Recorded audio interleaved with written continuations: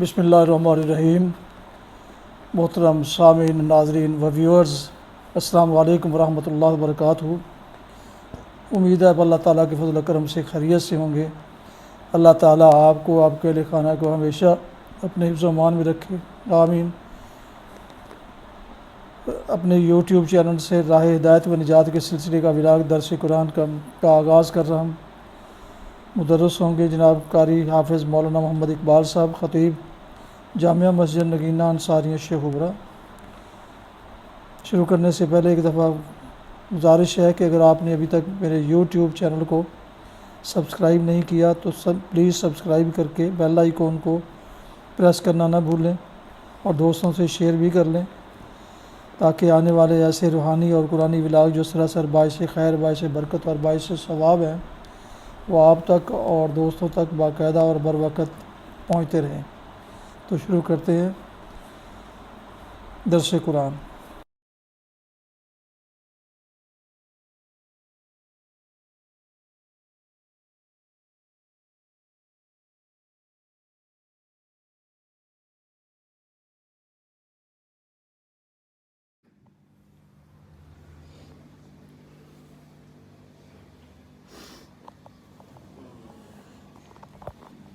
الحمد لله وكفى والصلاة والسلام على من لا نبي بعد، ما بعد فأعوذ بالله من الشيطان الرجيم، بسم الله الرحمن الرحيم۔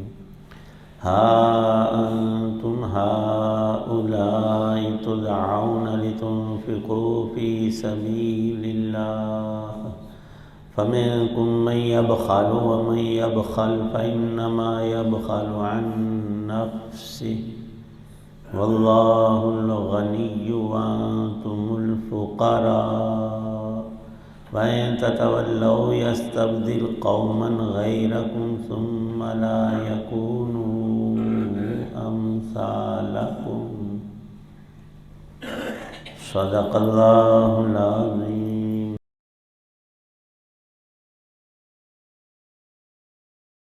دیکھو تم ایسے ہو کہ تمہیں اللہ کے راستے میں خرچ کرنے کے لیے بلایا جاتا ہے، تو تم میں سے کچھ لوگ ہیں جو بخل سے کام لیتے ہیں، اور جو شخص بھی بخل کرتا ہے وہ خود اپنے آپ ہی سے بخل کرتا ہے، اور اللہ بے نیاز ہے، اور تم ہو جو محتاج ہو، اور اگر تم منہ موڑو گے تو وہ تمہاری جگہ دوسری قوم پیدا کر دے گا، پھر وہ تم جیسے نہیں ہوں گے۔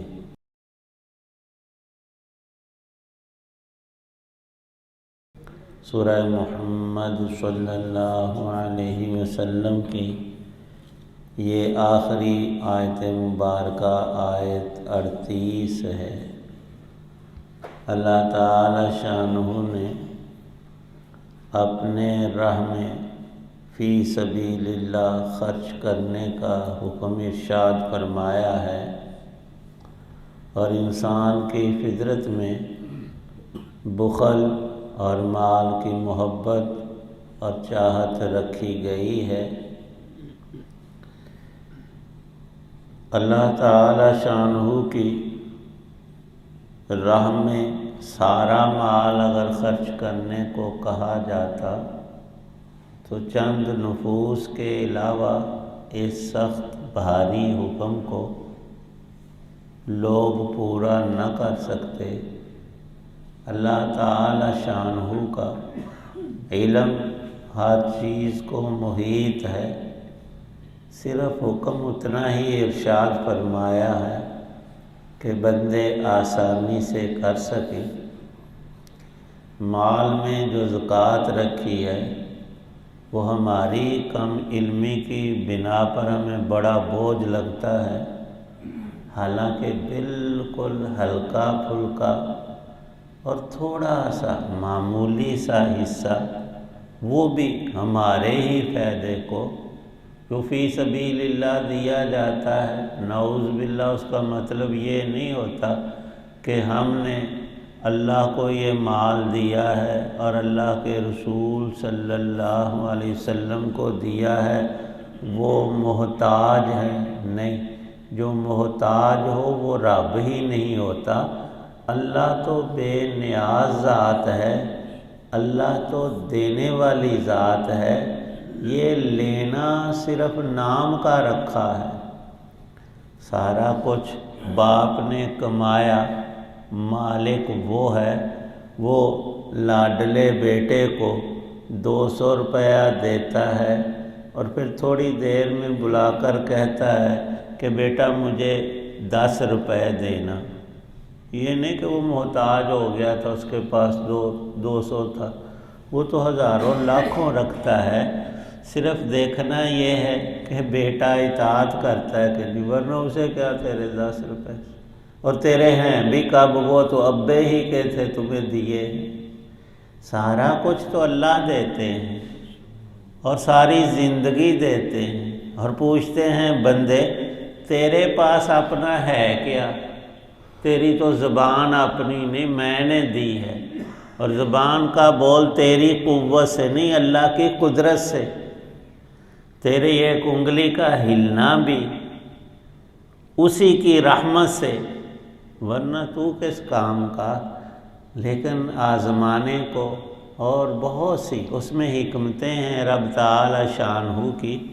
فی سبیل اللہ خرچ کرنے سے انسان کے دل میں وسعت آتی ہے، وہ ایک جذبہ دینی معاملات میں خرچ کرنے کا جب بنائے گا تو اللہ تعالی شانہ فرماتے ہیں حقیقت میں تو 1 روپیہ دے گا، اللہ پاک تمہیں 70 دیں گے۔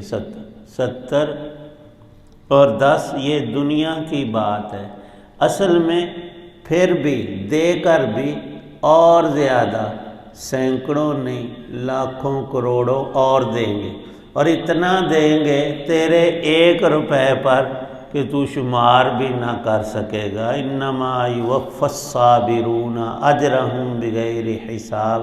اس جہان کو حق تعالی شانہ نے اسباب سے متعلق کیا ہے، اور احکامات کے اندر، اور حضرت رسول پاک صلی اللہ تعالی علیہ وسلم کی مبارک سنتوں میں ہمارے فائدے رکھے ہیں۔ اللہ پاک ہماری ان باتوں سے وراء ہے، اسے کسی چیز کی کبھی ضرورت نہیں پڑتی، وہ حاجت مند نہیں ہوتا، وہ تو غنی الاغنیاء ہے، ضرورت مند ہم ہیں۔ ہم جو اس کی راہ میں خرچ کریں گے تو اور زیادہ لینے کے لیے، نہ کہ دے کر ہم نے اس کی نعوذ باللہ مدد کی ہو۔ اور اللہ کے رسول صلی اللہ علیہ وسلم بھی تمہارا مال کھاتے نہیں، تمہیں دیتے ہیں۔ تو فرمایا تھا پہلے اسرت تھی، جب سب چھوڑ کر مکے میں سارے صحابہ بھی آپ مدینے میں چلے گئے تو اس وقت تنگی تھی مال منال اور چیزوں کی، تو ارشاد تھا کہ قرض نہ لو، اگر کسی سے لیا ہے لکھ لکھا کرو، اور وصیت میں موجود ہو فلاں کا دینا ہے۔ بغیر دیے اگر کوئی مر جائے تو مجھے بتایا جائے، میں مقروض کا نماز جنازہ نہیں پڑھوں گا، اس کے دوست اور دوسرے میرے صحابہ پڑھ دیں، جنازہ ممنوع نہیں، لیکن اللہ کے نبی راضی نہیں کہ میں قرض والے کا جنازہ پڑھوں۔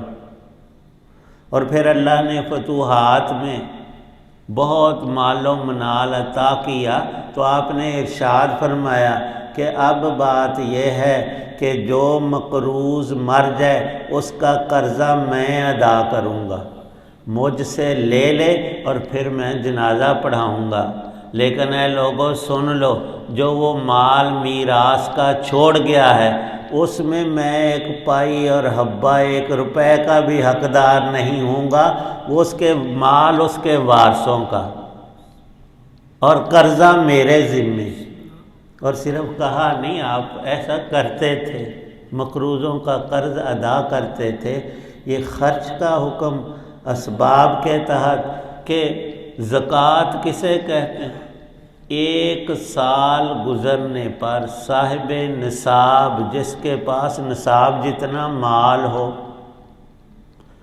تقریباً 80-90 ہزار یا اس سے زیادہ، اس کے پاس روپیہ پیسہ مال تجارت، چھوٹی سی تجارت ہے، ایک بندے کی 40-50 ہزار سے اوپر نہیں جاتی، وہ کہے میری دکان ہے، فلاں کام ہے، میں زکوٰۃ دوں، تیرے اوپر فرض ہی نہیں۔ جب 80 اور 90 ہزار آپ 1 لاکھ کہہ لیں اور اس میں وہ مقروض بھی نہیں، اس کا اپنا ہے یا اس سے زیادہ، روز حساب نہیں کرنا، وہ ایک ڈیٹ مقرر کر لینی ہے چاند کی، مثلا ربیع الاول کی 15 تاریخ کو میں صاحب نصاب ہوا، پورے سال کوئی زکوٰۃ کا بوجھ حساب کچھ نہیں، ایک پورا سال گزر گیا، اگلی 15 ربیع الاول آ گئی، اب میں دیکھوں گا اگر میرے پاس 3 لاکھ روپیہ میری ملکیت میں موجود ہے، اس میں بھی دیکھنا یہ کہ کسی کا قرض تو نہیں دینا، ہاں دینا ہے 1 لاکھ روپیہ کسی کا دینا ہے تو باقی رہ گئے 2 لاکھ، اب کسی سے لینا بھی ہے، ہاں 50 ہزار فلانے بندے سے میں نے لینا ہے، وہ ہو گیا 2.5 لاکھ،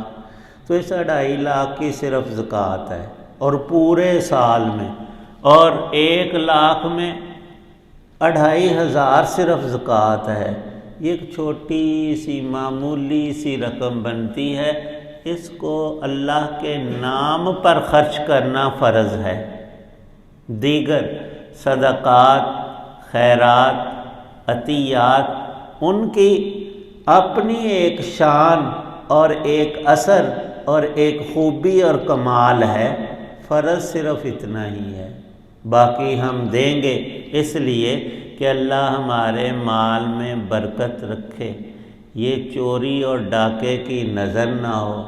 پہلے چور ڈاکو اور طرح کے ہوتے تھے، اب ان کا اگر حقیقت میں نام بتایا جائے تو ان میں ڈاکٹر اور اطباء بھی آتے ہیں، پتہ ہوتا ہے یہ بیچارہ بندہ جو ہے نا روٹی کھانے کا بھی نہیں، اور ڈاکٹر صاحب صبح 8 بجے سے 4 بجے تک ہر بندے سے 2000 فیس صرف لکھنا، دوائی لکھنے کے لے رہے، بھئی ایک کو اگر تو معاف بھی کر دے تو قیامت تو نہیں آتی، کاٹا نہیں پڑے گا، تجھے وہ دعائیں دے گا، یہ تیری جیب کے پیسے سے اس کی دعا کہیں بہتر اور اعلیٰ ہوگی۔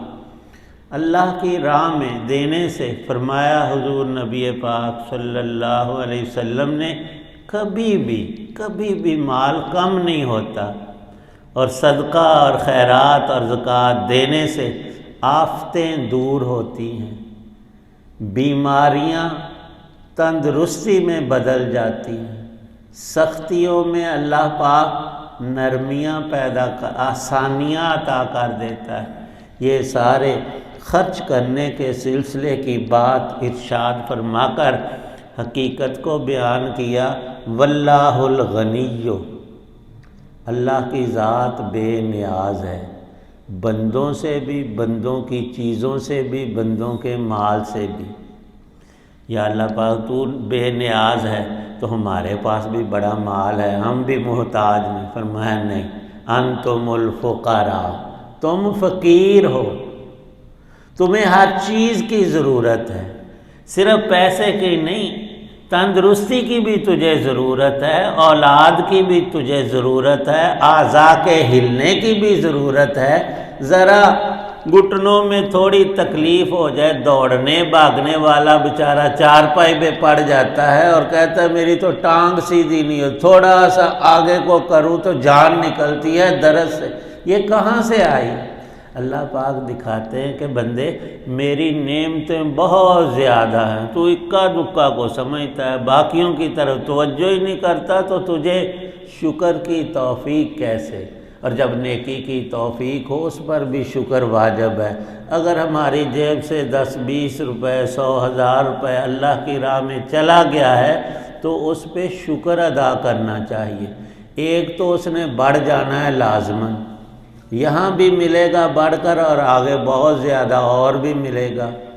اور دوسرا رب کی رضا حاصل ہوئی، باپ بیٹے سے خوش ہوگا تو اسے اور نوازے گا۔ اللہ پاک کی رضا میں بہت برکتیں، رحمتیں، اور یہ بات ہر حکم میں پائی جاتی ہے۔ اسی لیے تو اللہ کے پاک پیغمبر اللہ کے حکم کو سب سے پہلے خود پورا کرتے، اور کیسا پورا کرتے ہیں؟ وہ ایک زمانے کے علم میں ہے کہ روئے زمین پر اللہ کے نبی سے بڑھ کر کوئی سخی نہیں ہوتا۔ اللہ پاک ہمیں بھی یہ وصف نصیب کرو۔ الحمدللہ رب العالمین والصلاة والسلام علی رسول النبی الکریم۔ ربنا آتنا فی الدنیا حسنہ وفی الآخرۃ حسنہ وقنا عذاب النار۔ یا اللہ پاک ہمارے نیک اعمال قبول فرما، سب گناہ معاف فرما، پکی توبہ نصیب فرما، اپنی ہر نافرمانی سے بچنے کی توفیق عطا۔ احکامات الہیہ حضرت رسول پاک صلی اللہ علیہ وسلم کے مبارک طریقوں پر پورا کرنے کی توفیق عنایت۔ جتنے حضرات دعا میں موجود ہیں سب کی نیک دعاؤں کو قبول فرما، سب مسلمانوں کو پانچوں نمازوں کی پابندی نصیب، اپنے شکر گزار بندوں میں شامل فرما۔ شکر گزاری نعمت پر ہوتی ہے، اور شکر کرنے پر نعمت کو اللہ پاک قائم بھی رکھتے اور بڑھاتے بھی ہیں، اور اجر و ثواب الگ سے دیتے۔ صبر کی حالت میں بندہ ذرا گھبرا جاتا ہے، اس لیے وہ ذرا مشکل ہے، لیکن اس میں بھی فائدہ شکر سے بھی ڈبل ہے۔ اللہ پاک صبر و شکر کی توفیق عنایت فرمائے، اور اپنے نیک بندوں میں دنیا اور آخرت میں ہم سب کو بھی شامل فرمائے۔ حسن خاتمہ اے رب کریم ہم میں سے ہر ایک کو عطا فرمانا۔ صلی اللہ تعالی علی خیر خلق محمد وعلی آلہ واصحابہ واہل بیتہ اجمعین۔